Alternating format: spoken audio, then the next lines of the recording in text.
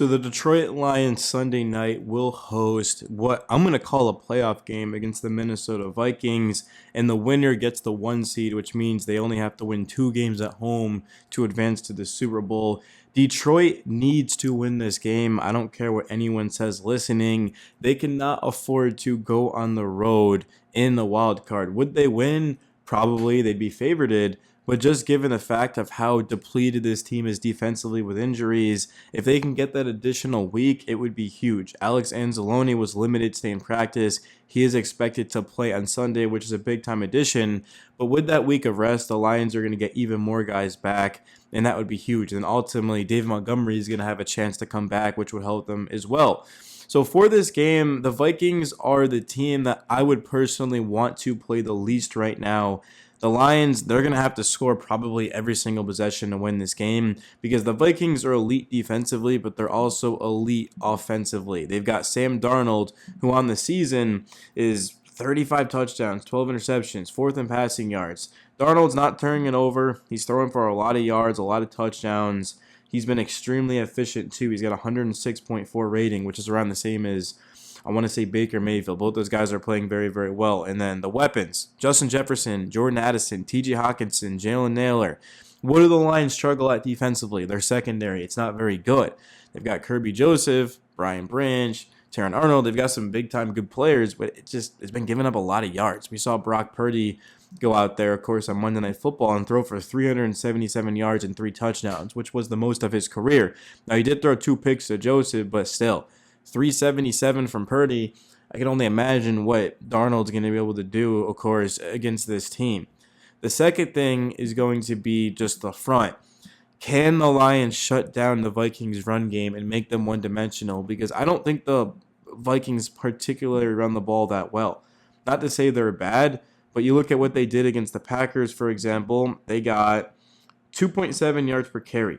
Aaron Jones, 12 for 47, 3.9. So nothing special. It was just Darnold who threw for 377, which is kind of funny because that's what Purdy threw for.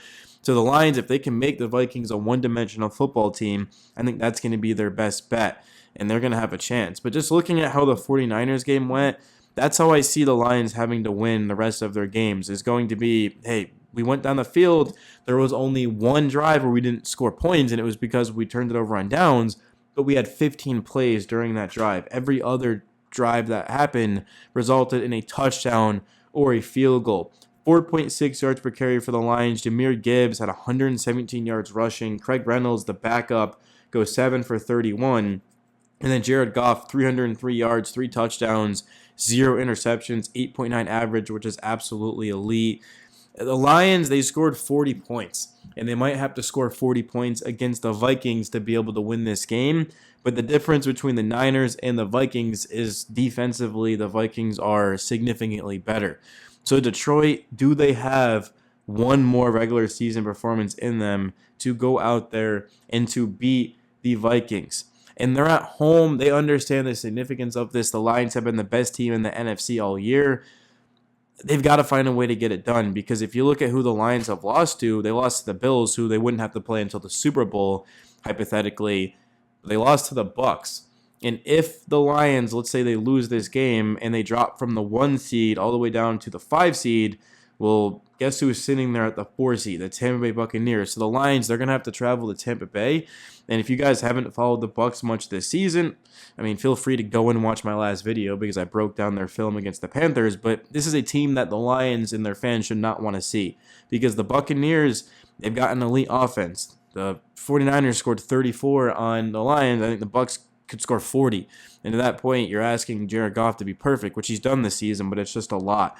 So there's a big difference between having a first-round bye and having to go on the road against Tampa Bay.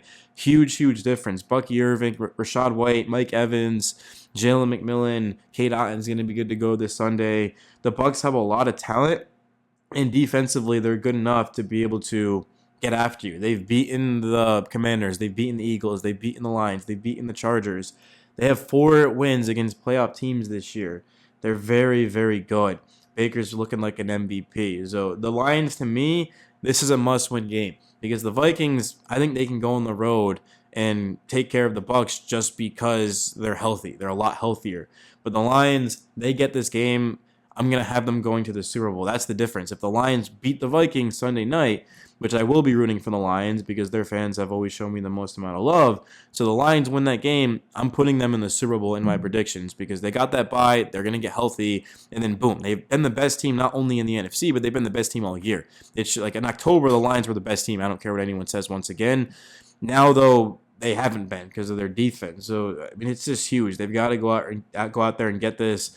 And the thing about Detroit as well is they've been making adjustments. Aaron Glenn has been dialing up certain blitzes, just trying to make it tough on the opposition. But with a full repertoire at his disposal, I mean, he's going to be able to do some big things. I think Aaron Glenn's going to be a head coach next year. I think he'll probably end up with the Saints if I had to guess. If you go ahead and you look at the Lions, they've got 3 elite coaches. Dan Campbell, they've got on the offensive side, Ben Johnson, and on the defensive side, they've got Aaron Glenn. I think Glenn will be a head coach probably with the Saints.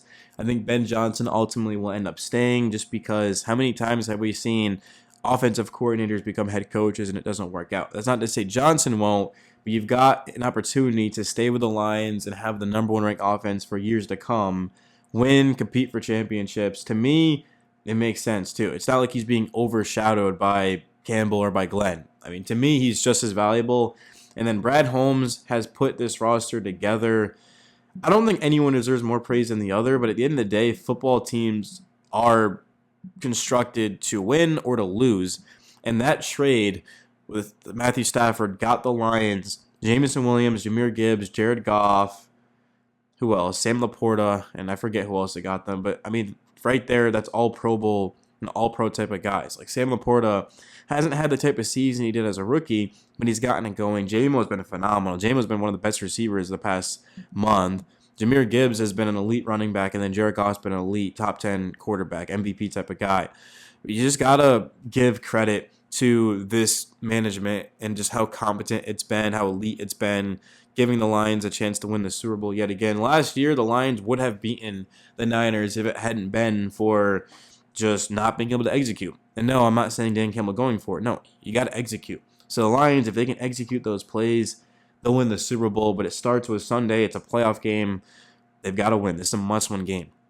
If the Lions lose this, I think they're in trouble. If they win it, I think they'll be fine. Like having a week of rest is huge. It's absolutely huge. You only have to win 2 games at home.